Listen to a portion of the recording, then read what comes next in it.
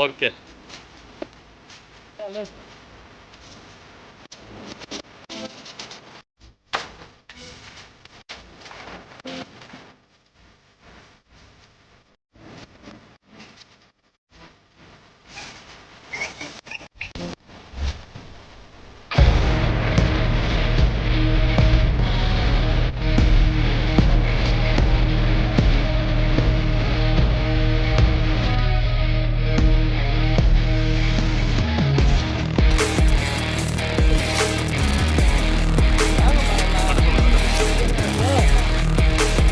அங்கே நவரு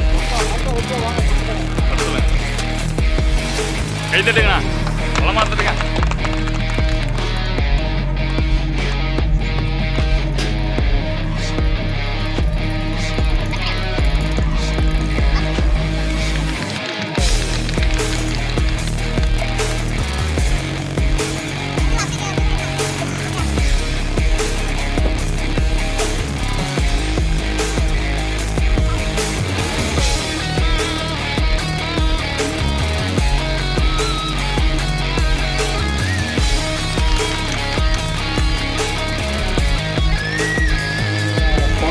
காவல் ஆய்வாளர் அவர்களெல்லாம் வரவாக உத்தரவு கொடுத்திருந்தார்.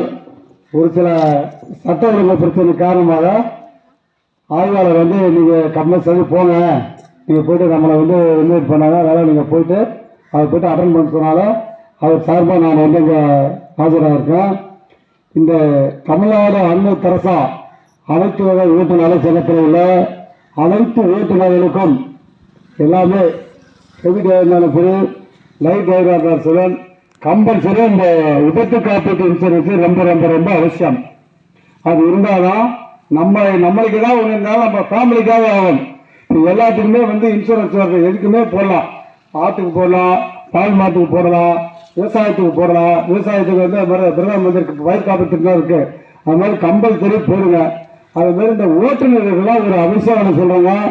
ஓரளவுக்கு இந்த மோட்டார் விதிமுறையில கொஞ்சம் கடைபிடிக்கணும். அவர் சொன்னார் பெரியசாமி, வண்டி ஓனர் வீட்டில் இருக்கார், அந்த ப்ராப்பர்ட்டிக்காரர் வீட்டில் இருக்கார், ஓட்டுநர் நிறைவேற்ற நிற்கிறான். காரணம் அந்த விதிமுறையை மீறினதால அளவுக்கு அதிகமாக வேறேற்றுறது, வாகனத்தை ஓட்டும் போது தண்ணி போட்டு வண்டி ஓட்டுறது, ஓரளவுக்கு மோட்டார் விதிமுறையை கவர் பண்ண ஓரளவுக்கு விபத்தை குறையலாம். அந்த மனசில் வச்சுட்டு போகணும்.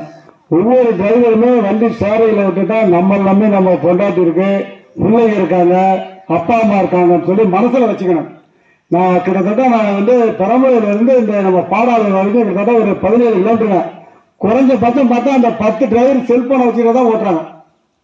அப்போ கவனம் ஏகப்பட்ட விழிப்புணர்வு போர்டு பைபாஸில் வச்சுருங்க. ஏன்னா செல்போன் பேசிட்டு வாகனம் ஓட்டாது, மது அருந்து கொண்டு வாகனம் ஓட்டாது, போக்குவரத்து விதிமுறை போடுங்க, கவனமாக போனாதான் எவ்வளவு இந்த விழிப்புணர்வுலாம் கம்பல்சரி ஓட்டுறது யாருமே கடைபிடிக்கிறீங்க. எனக்குலாம் ஃபுல் டென்ஷன் வரும். ஏன் இந்த மாதிரி இவரு பண்ணவில்லைங்க, ஏத்தாப்பில் விட்டு ஆள் ஸ்பாட்ல அவுட் ஆகுறான், அவன் குடும்பம் என்ன ஆகுதுங்க? இவருக்கு ஆக்சிடென்ட் கேஸ் போடுறோம், கோர்ட்ல போறாரு, ஃபைன் கேட்டு போறாரு. இதே அந்த பஸ்ல இருந்து பாக்குறது இல்லைங்க. நான் 2 சம்பவத்தை இவங்களை ஜாயின் பண்ணி பார்த்தேங்க. காரணம் டிரைவர் தண்ணி போட்டு ஓட்டினார். ஒரு உயிருங்கிறது விலை மதிக்க முடியாதுங்க. அதனால இந்த டிரைவர்ஸ் எல்லாம் கம்பல்சரி சொல்றேன், எல்லாருமே ஓரளவுக்கு அந்த ஷேரிங்ல தண்ணி போறதா அவாய்ட் பண்ணுங்க. அதே மாதிரி இந்த யூட்டர்ல திரும்பும் போது முறையா சிக்னல் பாதி வண்டியில பார்த்தா பிரேக் இண்டிகேட்டரே இல்லை, பார்க்கிங் லைட்டே இல்லை, கிட்ட போய் தான் சுதாரிக்கிறதா இருக்கு. நானே கிட்ட போய் தான் சுதாரிக்கிறதா இருக்கு. அந்த மாதிரி ஏகப்பட்ட டிரைவர்ஸ் பிராடி இண்டிகேட்டர் லைட் இல்லை, பிரேக் லைட் இல்லை ஓட்டிட்டாங்க. அதனால யாருக்கு எந்த நேரம் யாரும் சொல்ல முடியாதுங்க. நம்மளோட வீடு நம்ம கிட்ட இல்லை. நான் இங்க இருந்து ஸ்டேஷன் போனோம்னு சொல்ல முடியாது. நான் நல்லா போவேன், வர ஒரே சாத்தியாங்கன்னா 100க்கு மேல போனா 108 போனோம். அந்த மாதிரி ஆயிரம் நிலைமை. அதனால டிரைவர் பூரா இந்த பெரியசாமி சொல்ற ஓரளவுக்கு கடைப்பிடிங்க. அந்த விபத்து காப்பீட்டு இன்சூரன்ஸ் போனா நம்மளுக்கு எது ஒன்றாலும் நம்ம ஃபேமிலி மேரேஜ் ஆனவங்களுக்கு அவங்க ஃபேமிலி ஒய்ஃப் இருப்பாங்க, பிள்ளைங்க இருப்பாங்க, அவங்க வயசான அப்பா அம்மா இருப்பாங்க. இந்த ஒரு ஸ்கீம் நல்ல ஸ்கீமுங்க.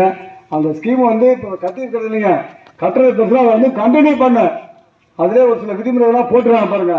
தொடர்ந்து 3 முறை கட்டுறதுனால அது நீக்கப்படும் போட்டிருக்காங்க. ஒன்றும் பிரச்சனை இல்லைங்க. மாதம் 500 ரூபாயா 1000 ரூபாயா நம்மளுக்குள்ள மனசு வச்சுருந்தா 100 ரூபாய் சேர்த்து வைப்போம், 200 ரூபாய் சேர்த்து வைப்போம், ஒன்றும் பிரச்சனை இல்லை. நல்லா எவ்வளவோ செலவு பண்ணுறான். போன ஒரு லீவு நாளில் ஒயின் ஷாப்லாம் 500 ரூபாய்க்கு போட்டு வாங்குறான்.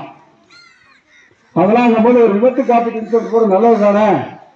எந்த நேரம் என்னன்னு சொல்ல முடியாது.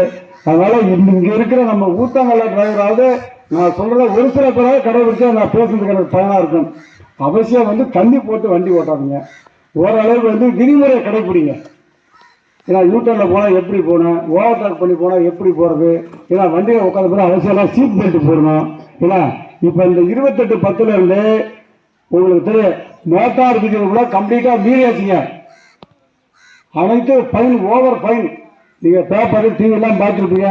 ஏன்னா அது மாதிரி பார்த்துங்க. விதிமுறையை 3 நாள் அவர் சொல்ற மாதிரி ஓனர் வீட்டுல தூக்குறாரு, சரக்கு வச்சு வீட்டுல தூக்குறாரு. நாங்களும் மோட்டார் ஆட்டி வச்சு வண்டியை ஓரம் போடுவோம்.